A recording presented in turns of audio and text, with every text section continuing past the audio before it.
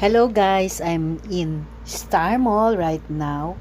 In the escalator, I'll be looking for hula hoop that I will be using for my exercise routine.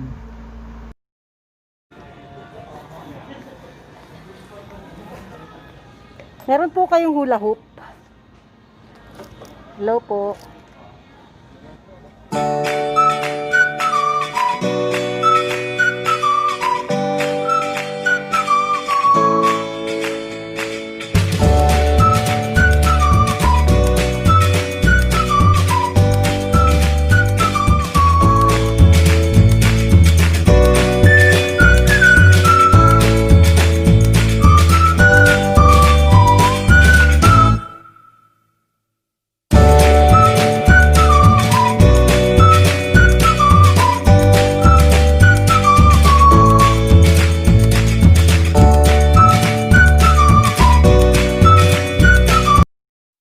Finally guys, I found it in the gym section of the Finds department store here at Star Mall.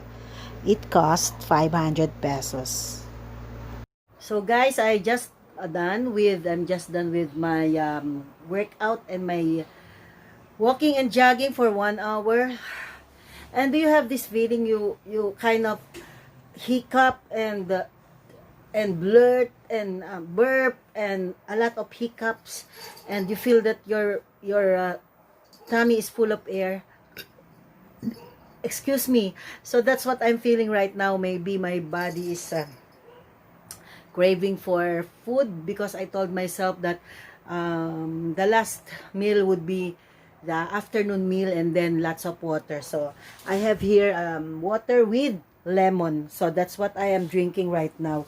No coffee, just water with lemon. So we will do it. Come on, we will do it together. Those who are also aiming for weight loss program journey, we will do it together.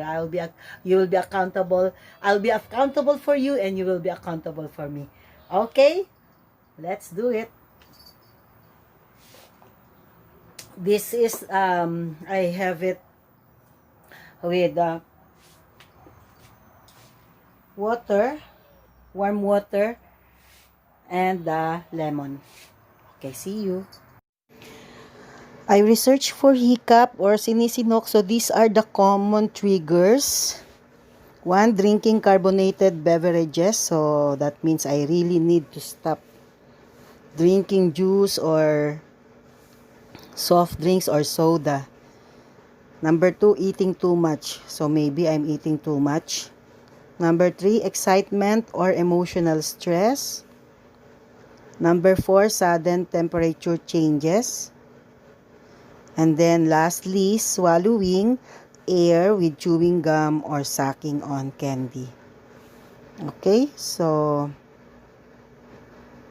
I can do something about it. I can be just avoiding soda, or even not eating too much, and don't be so stressed with work. Okay, so thank you for joining me once again in our travel, our journey in the fitness journey. I hope you are having a healthy body and have a pleasant day. Bye.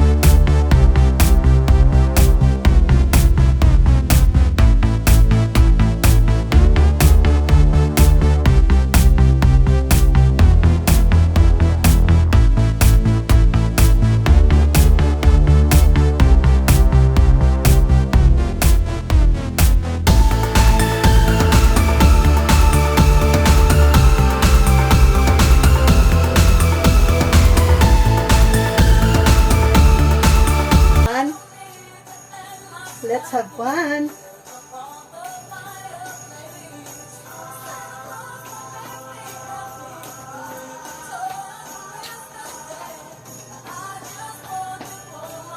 Woo!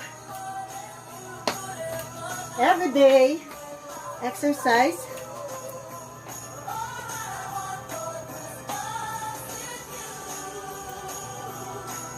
You. Oh.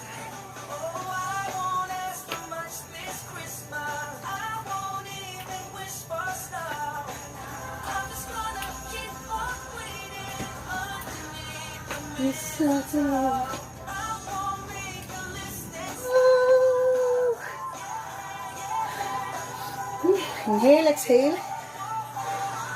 Okay. That's for today, folks. Samahan nyo ako. Join me in our fitness journey. Bye! Whew.